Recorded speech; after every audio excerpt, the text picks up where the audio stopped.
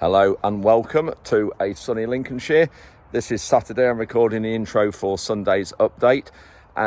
We've had quite a bit of rain this week. I know last week I said we wanted some and we did, but we've had 45 millimetres this week, and all we've been able to do, we have actually got one of the SFI crops established with this. That's our own field. We've just got one field, which I'll explain about that in this update.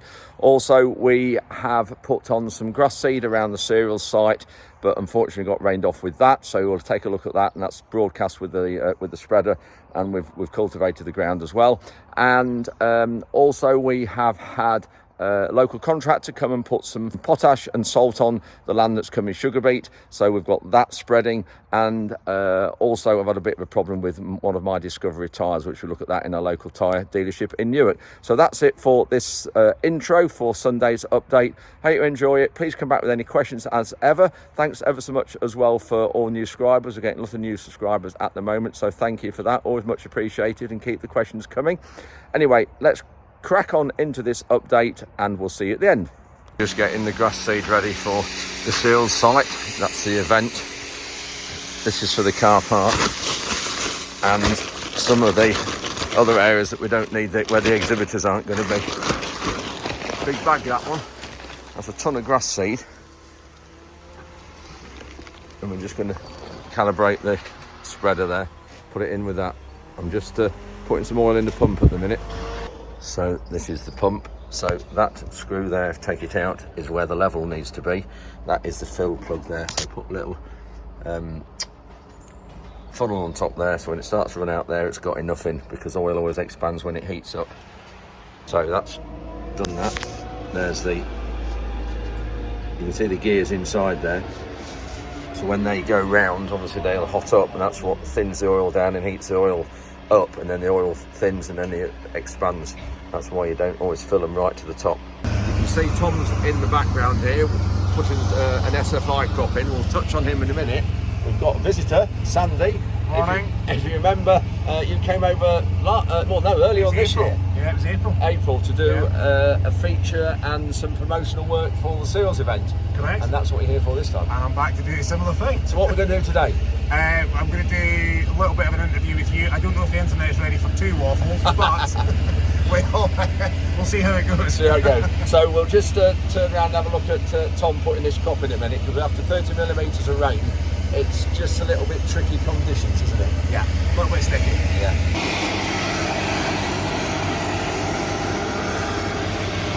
So we're just going down the tram line there, and with the rain we've had, it is really tricky at the minute, but we need to get this crop in. And we've got the press running there just to firm it.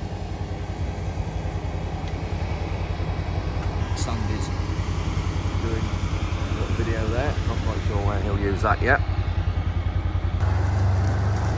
So the rain's not helping at the minute. You can see how sticky it is compared to other times you've seen this machine running, but it's definitely loosening it well underneath.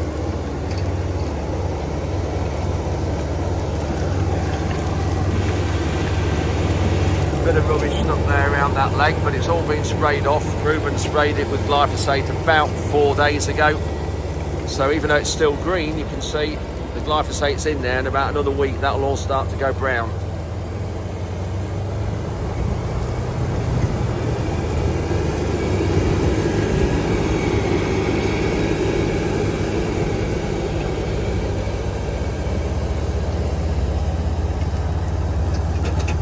So this SFI crop we're putting in, this is on our own land, but it's not for 3 years, it's just a 1 year crop we're putting in. This is a sugar beet field, so we're putting this legume mix in now. There's clover, vetch in it, and trefoil. They're the three components in this seed mix, and it'll only be in for this 1 year, and then this next June we'll come back in here, we'll mould through the crop with a mould drainer, and then solo it and get it ready for drilling with winter wheat, like we did all the other fields we didn't get a crop on this year. So it's only a 1 year job for us, this is, just to help in the rotation, in the sugar beet rotation.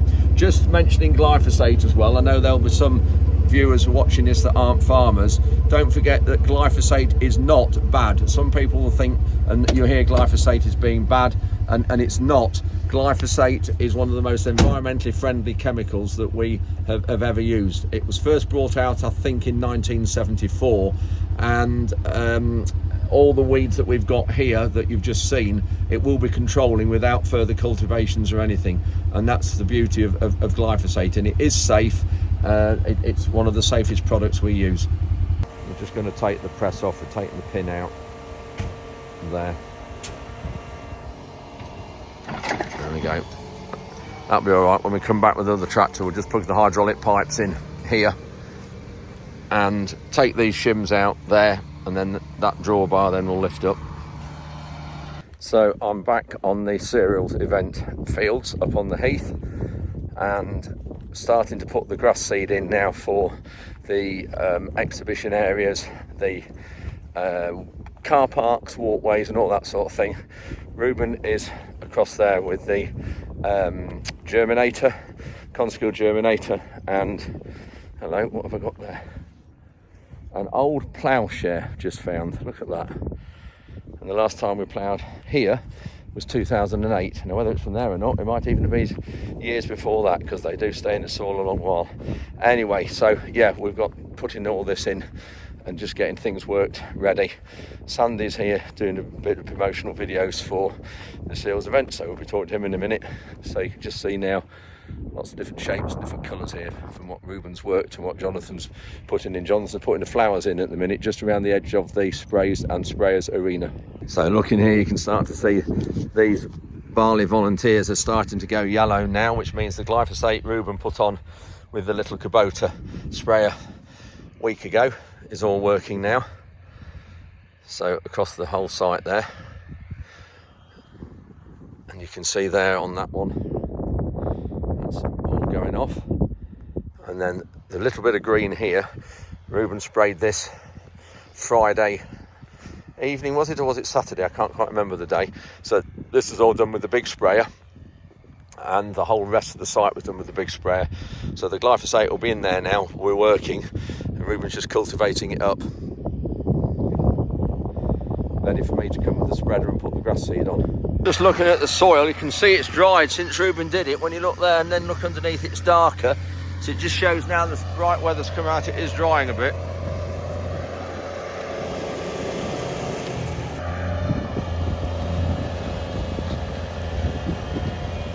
Come on, Frankie, come on.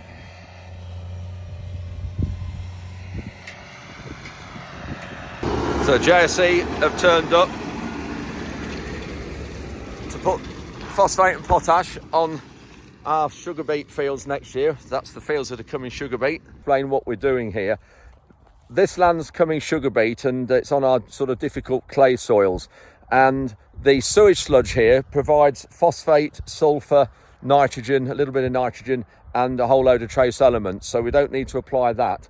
But what sewage sludge hasn't got in is potash, any potash at all. Now, sugar beet will use sodium as a replacement for potash, and so that's why it's really important when we're putting sugar beet fertilizers on, we'll put sodium and potash together. So we're applying this a tonne a hectare, so 1,000 kilograms a hectare, and that's 0.4 of a tonne an acre. So that will give us about 150 kilograms a hectare of potash and 250 kilograms of sodium, and sugar beet likes sodium, but you don't want to give it too much. So altogether, so this will be getting with the sludge, it's getting phosphate, nitrogen, sulphur, and a load of trace elements, and then with this, what Pete's about to put on, that will give us the potash and the sodium. And so that's the whole mix done for this sugar beet. And then next spring, when we plant the sugar beet, all the nutrients will be in the soil, all dissolved, all readily available.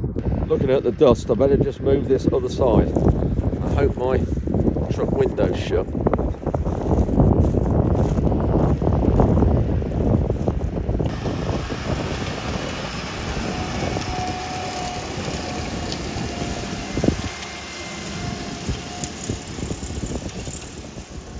So these are local fertiliser contractors, farmers, and they're good friends of mine as well.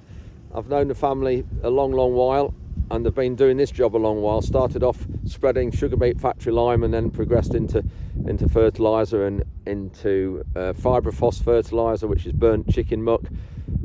And then they do a lot in Lincolnshire, Nottinghamshire, Leicestershire. I think they also spread Anglian Waters sewage sludge as well, so big contracting operation. Just looking at the soil here, despite having 30 millimetres, look at the cracks still there. That's 30 millimetres of rain the other day, but we are due to get some more this next few days. But just shows you how dry it was. It has crumbled a lot though now. Pity we're going to get any more, because this will go really well in the next day or two.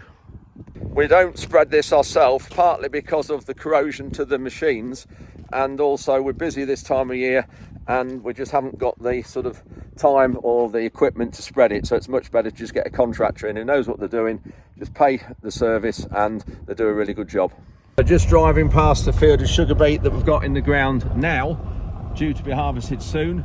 This field had exactly the same treatment as that one's getting now, with sludge, sewage sludge, and then sodium and potash, so just the same. And we've been doing this way for a number of years now with sugar beet, and we get decent crops with it, so that's why we keep doing it. And here's another field of sugar beet on the heavy land. This is the first one that we are going to get out the ground, hopefully anyway. Jonathan's just putting the flowers in now. There's a strip of flowers going down here, just about 2 metres wide. Here's the pegs, straight down there. Jonathan's just putting them in. Then we've got a strip of flowers all around the cereals, all around the sprays and sprayers arena. You can see the gap down there where we're going in a minute.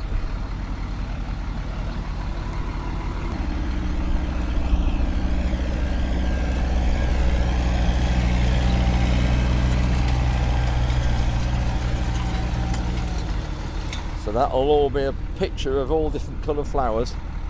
Look at that, straight as anything. Well done, Jonathan. So that is the sprays and sprayers arena. You just see that small line there, which is the flowers that Jonathan's just put in, and then I'm putting grass seed all around the outside, broadcasting it. Just see there. It's doing a really good job, much better than drilling it in rows. Well, the rain's beaten us to it. I'm just now spreading the grass seed on the main walkway. It goes right through the middle of the cereal site. So I'm just putting a bit extra grass seed on here actually. Because there'll be, this is where they'll get a lot of traffic, people walking and things, so it needs to be better, a bit more thicker grass here. So it's raining, so we are going to have to stop, which is frustrating. We haven't got any of this grass rolled in. It's Wednesday afternoon, probably, what is it, 6:30 now, and looking out here, I've just got back from the heath from doing the grass seed. I've just been sat on the tractor doing a few emails actually, but look at this. Not good news. We were wanting rain. Yes, I know. Before everybody says to me, you were crying out for rain, Wardy. Yep, I know I was. We were desperate for rain, and we had 31 millimetres over the weekend. But there is, I think, an inch a day forecast for the next 3 days, and that is not going to do us any favours if we get that. The caprolate beans, have still got those to harvest, and that is getting really serious if we do get that amount of rain on those. And but Tom has got the one field that we've got the SFI in, the SFI mix. Just to go back onto that, I know there's going to be some questions. The reason why we've got that one field is that when we have sugar beet, we always put down for the neonic treated seed. That's the neonicotinoid treated seed that has to have special license to be able to use it. And not every year can you use it. It's done through monitoring of the weather and the winter temperatures. So if the winter temperatures or the temperature in January and February don't get above a certain level, then they will, the cold weather will kill the aphids, because it's aphids that bring virus yellows in, and it's the virus yellows that the neonicotinoid seed treatment will control. So it's the aphids that they'll control. If we have a warm winter, then the aphids aren't controlled, so that's when the chemical is allowed to be used. Just for clarity as well, I know some people jump up and down a bit when I talk about the neonicotinoids and said it's ruining bees and all this, and it's not good for their environment. Just remember that everybody who has their cats and dogs treated for fleas are contributing towards the neonics, because those flea treatments are made up of neonicotinoid. And so the seed treatment that we are banned from using, and it was banned in oilseed rape probably 8 or 9 years ago, and that's why we're not seeing so much oilseed rape grown now. It was banned in oilseed rape, yet vets are still allowed to administer the flea treatment on cats and dogs, and it's that treatment is identical to the chemical that we are banned from using. And so when they say neonicotinoids getting in rivers and in waterways, well, there's no wonder if people allow their dogs to swim in rivers and their dogs are treated with this flea treatment, that is how it is getting from the dogs into the water. So please, farmers must not be blamed for everything, which is happening quite a lot of times. So that's just a bit of an explanation about the flea treatment. So yeah, going back to the SFI crops, the reason we've got that one field is because when we have the neonicotinoid seed treatment, we are not allowed to grow a flowering crop for 32 months after that sugar beet. Our normal sugar beet rotation or on that soil type would be sugar beet in 1 year, follow it the next year with winter wheat, follow it the 3rd year with spring beans, but we can't do that because of the neonicotinoid treatment. That's a flowering crop. Then after the beans, it'll be back to wheat. So what we're now doing is putting that SFI crop in that rotation instead of the beans, and the payment for that is £570 a hectare. That's what we'll get for having that one field that you've seen in this update. Now the 570 obviously is the full cost we get, but we've got the seed cost to take off that, which I think is around about £100 a hectare. Then we've got the cost of establishing it as well, so the return isn't 570 a hectare, it's obviously less than that. But we guaranteed a return on it, and then what we're going to do is, as I've mentioned in this clip, we're going to get the field mould next early June, get it soloed and get it ready for winter wheat, so we get a good winter wheat next year on this field, such as with all the fields that we're hopefully going to be drilling on the land that we didn't have crops on this year. But the other thing worth remembering about that seed treatment is that relied on the government being supportive. Now, Labour, I would say, it's very, very unlikely that we are going to be getting, or they're going to be allowing us to use the seed treatment, even if it's a warm, mild winter and there's plenty of aphids about. I don't think they'll be allowing us to use it, which will be really, really difficult in carrying on growing sugar beet if we get a big attack of virus yellows from the aphids. Anyway, we'll see. All the machines are undercover, which is great. Don't like to see machines outside when it's raining. Got machines in the workshop here, and other machines across there in that open shed, and the rest in the other sheds. So it's Thursday afternoon. What is it, 1:30, 2 o'clock. Very, very quiet on the A17 out here. And that's because there's been yet another accident. There was one last week where there were 5 cars involved just up the road. Now one today, and apparently it is right outside the farm gate.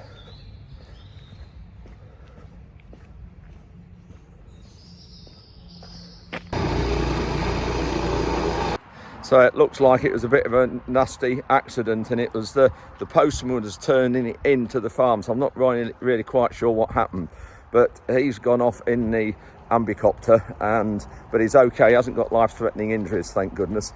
And the driver of the Volvo is a farmer's wife that we know locally, and luckily she's all right as well. So I don't know what happened, and then there was another van from a company in Newark involved, so 3 vehicles involved in it. So not really too sure what's happened, but thankfully all 3 of them are okay, despite the postman going into hospital via the ambicopter. Anyway, and of course the wall, but that's insignificant and minor compared to people. But I think that's about the 4th time that wall's been down in about probably 3 years, something like that. Anyway, we'll get it built back again, ready for next time. But as long as everybody's all right, that's the main thing. We've got a set of wheels outside here that's just been taken off a tractor, and they've been taken off the fast track that's on the spreader. And when we was doing the cereals event, putting all the grass seed on yesterday, it's the wheels are just making more of an indentation than I wanted, than they ought to be really. And we haven't got it rolled because the rain came and beat us to it. So we have actually got some 710 wide, 710mm wide Trelleborg tyres, and we've put these on the fast track. So if you look at these, looks quite a little nifty tractor. We have used these quite regularly when we used to spread fertiliser with this spreader years ago, and we have used these before on the rolls, and when we had the cereals event in 2008, we did actually have these on it then to spread the grass seed, and we really ought to put them on for a start, because it will do a lot better job in spreading the load and not creating such a footprint on the site, because the soil is going to be really soft at the minute. So you can see here, big difference with these, and obviously they haven't got much PSI in. I can't remember yet what the pressure is, but we just have to recalibrate the 100 metres, because this spreader, because it works off, it's difficult to explain, but because it links the ground speed, the forward speed, to the application rate, so that if you go faster, the rollers go faster in the bottom of the spreader, and therefore the rate stays the same. We do need to make sure that the 100 metres is calibrated. So because the other wheels were bigger, we've got to recalibrate the 100 metres length distance on these tyres. I've just come to Tanvic Tyres at Newark to have my Discovery slow puncher repaired, and it's not good news. If anybody wants any tyres, this is where you need to be. But look at my tyre here on the Disco. Got a puncture there, another one there, another one there, and another one there. This is trouble with these low profile tyres. This is alright, but this is the trouble with them. I think they're only 45 ratio. So this is the trouble with these low profiles, so I've got to have a new tyre fitted.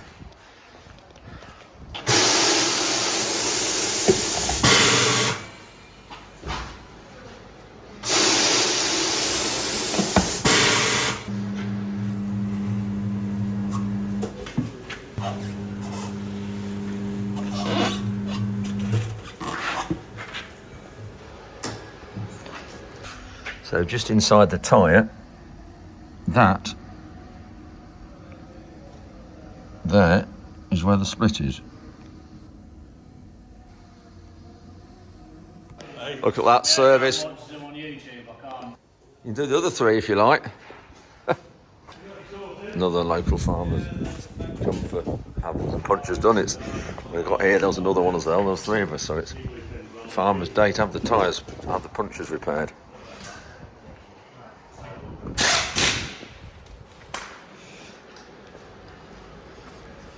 I forgot to show it's just been balanced as well.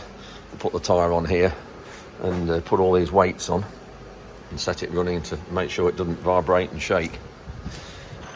The weights go on the inside of the wheel, can't see them. So that's got that tyre done, which is a shame. I've got to buy a new one, or had to have a new one on it. And anyway, I'm not quite sure the price yet, but Pete will make sure we're sorted. Pete always looks after us really well, looks after all the farmers in the area, so that's great. But it was saying about these tyres, they're Pirelli tyres on this, and they are really, really renowned for going on the corner of the sidewall, on the corner where the tread just turns down onto the sidewall, and they're renowned for it. So we're going to have to just run it for a bit, run the other ones down, and then put some Goodyear grabbers on, which are better tyres, and they've sort of got a chunkier tread, because that's the problem with these vehicles. The treads are so small, so tight, they're not like a road tread really, and they're a waste of time going off road with it, but that's what we're going to do. So anyway, I had to have a new tyre in, which I hadn't bargained for when I arrived. Anyway, thanks guys, everybody, for looking after us so quickly. Rhonda's been in with the Scirocco and had 2 new tyres on the front, so that's more we've done, so looking after her as well. So thank you to everybody at Tanvic Tyres at Newark. That's the commercial side of the tyre company. So that's another fuel delivery we've had just completed today. I think I only ordered 8,000 litres just to tie us over for a few weeks. Price of this at the moment's quite good. I think I bought this for about 59.5 pence per litre. So that obviously is red diesel. So for those non-farmers who are watching this, that is the diesel that we have that's got a lot less tax in it than standard road diesel. And we've had 24,500 litres delivered just for harvest, and we've had this 8,000 now. The only thing is, I wanted to order more than that with the price this is, but because of the winter, this is what we call summer fuel, so it hasn't got any additives in it. So it's much easier having it delivered with the additives already included. Now we have actually got some additives delivered through the post the other day, so we can add some additives with this to stop it waxing up. That's the biggest thing with it, is to make sure that it doesn't wax up, because summer diesel, when it goes cold, will wax up. And if you apply it yourself, if you mix it yourself, and you can put the anti-waxing agent with it, you have to do it when the diesel is 10 degrees or above. If you do it below 10 degrees, the anti-waxing agent doesn't work. So I've only ordered 8,000 litres of this, but this will tie us over for the next month or so. So that's the end of another Sunday update. Hope you've enjoyed it. Thanks very much for watching. You can see I'm at a station, and this is Peterborough. Some of you might know that I'm a Lincoln City fan, and I've helped with their training ground 4 or 5 years ago when it was redesigned, or when it was actually put on my cousin's farm. And so I've had big loyalty to Lincoln City, watched them all my life, and today they've played at Cambridge and they've beaten Cambridge 2-0. Anyway, that's great news. This is a little bit of footage of that.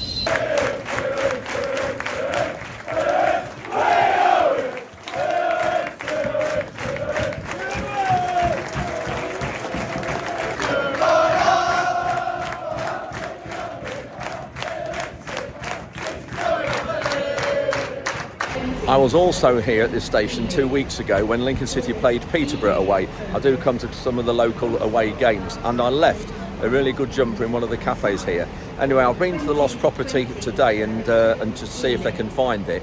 And one of the station staff, Eleanor, has been absolutely fantastic at trying to locate it. She said it is here, she's seen it, but just can't locate it at the minute. She's got my number and going to hopefully phone me on Monday when the staff are back in. And hopefully we'll be able to get it. But if anybody knows Eleanor from Peterborough Station, please do pass on my thanks. She's been absolutely superb throughout today, keeping me informed. So I'm just waiting now for the train to take me from Peterborough back to Newark, and then I can get home, which will be good. It's been delayed, I'm not quite sure why. Just before I go, just a quick update. We haven't started any drilling of any crops yet. I wanted to start this week. We want to get some wheat in the ground, but with the 45 mm rain we've had, I think it will go. If it doesn't come any more rain, it will go by Monday, but we've got a forecast. If you look at this is the forecast for Monday, which isn't looking very good. 20 odd millimetres on Monday and another big dollop on Tuesday, and we've still got the capulate beans to harvest yet, which to be honest I'm a bit concerned about. Anyway, we'll see how we go. Thanks for watching. We'll see you midweek.